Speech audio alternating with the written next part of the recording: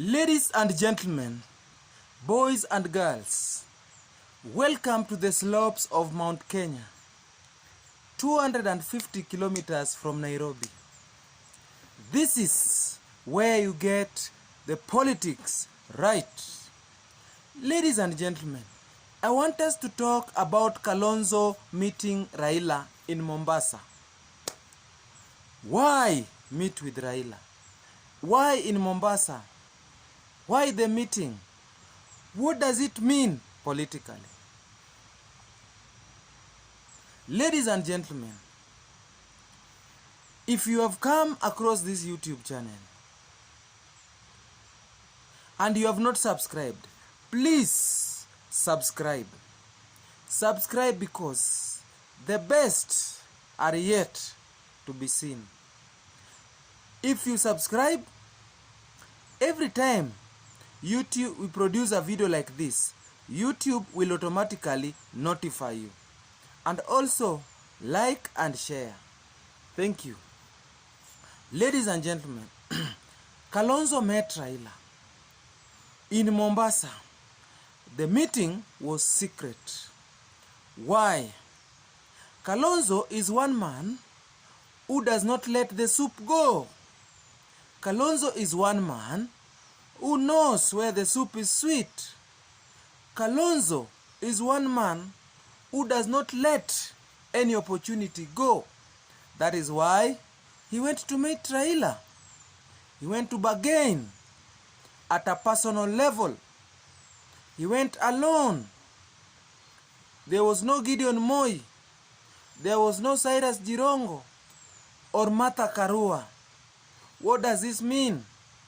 Kalonzo is one man who does not let the good things pass him. Kalonzo knows Raila is headed to the government. Raila is going to be the president. He knows that. What do you do if you are a Kalonzo? You know where the shoes pinches the most. What do? You attack before you are attacked. You secure before you are secured. Right? Kalonzo met with Raila. Why in Mombasa? It was very easy to meet Raila in Mombasa because most of the things and activities that are happening in Mombasa is showing that Raila has taken over Mombasa. Kalonzo was having some hopes in some parts of Mombasa he could secure some votes. He could come on the table with some votes from Mombasa and say, you know, Mr. Raila, I come with Ukambani on my back, but at the same time, part of coast, I have divided with you. But now, it doesn't look like it's a fact. Now Kalonzo is gasping for hair. Kivuta Kibwana, Charity Ngilu, Alfred Mutua, all of them in Azimio with their different parties. Right? Kalonzo is coming with a divided community. Okay?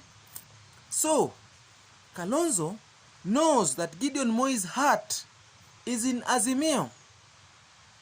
Even without getting anything. Gideon Moi does not expect anything from Azimio, but he is headed there. Cyrus Jirongo is not expecting anything from Azimio, but he is headed there. Right? Kalonzo has everything to lose in this group if he doesn't get it right. So Kalonzo must negotiate on behalf of the members of parliament, the business community around Ukambani, who wants to be in the government and enjoy the government tenders and securities. Right? Kalonzo must have been sent by the business people, the professionals from Ukambani.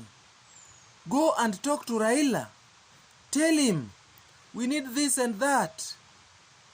Right? So Kalonzo is trying to negotiate for a higher power, the invisible.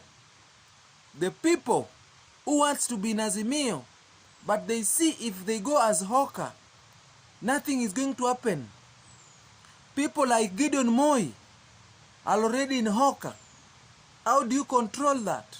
How do you go to the table with somebody like Gideon Moi, whose heart is already in Azimio? How do you go to the table with people like Jirongo, who have got nothing to lose, just wants to survive? Here is a Kalonzo, who has got Kamba's vote, the professionals from Kamba, the business community, the members of parliament and senators, who are not already in Azimio. Right? So Kalonzo must bargain. And this thing must be at a personal level. Right? This thing must be candid, must be open. Kalonzo is preparing a way for the merger between Oka and Azimio. Kalonzo is preparing a way to see what is on the table before it is even put on the table. That is the Kalonzo for you. He goes ahead of you. He goes behind you. He goes between you. Kalonzo is like a rabbit. Right? He is clever. He plays his cards well. Talks big. But at the end of the day, what he does will surprise you. But what matters is, how much of beneficial is it to Kalonzo meeting Raila? What does it mean politically? It means that if you are somebody who is out of Oka and Azimio, and you are thinking that Ukambani votes will go otherwise, I'm very sorry. I am very sorry, and I stand to be corrected. My dear viewers, this is politics. Politics is about interest.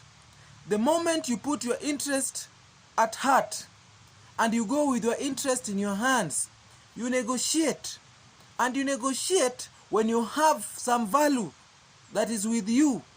You cannot negotiate when you don't have even a single MP in parliament. That is why Kalonzo is right to negotiate. Kalonzo is preparing the way to the government. Kalonzo knows where the government is going. People, my people, the people of this beloved country, if you don't know where the government is headed, I am very sorry. Because President Uhuru has indicated the direction of politics in this country. The contest is between Raila and Ruto. Kalonzo is just part of the system. Gideon Moi is just part of it. The Jirongos and Martha Karuas of this world, these are just part of the system. So if you are supporting William Ruto, just support William Ruto. But one thing you have to know is that you have to prepare for both ways of result. You must be prepared that the result can go in a way that you don't expect. When people like Kalonzo begins to move, begins to push and pulls, you need to ask yourself question, what is happening politically? That is when you make your decision. You don't vote so that you fall. You don't vote so that you fail. You don't vote so that you go to opposition. You vote so that when the government comes in place, it recognizes your vote and begins to help your people. That is the message I wanted to send for today. Thank you so much and welcome.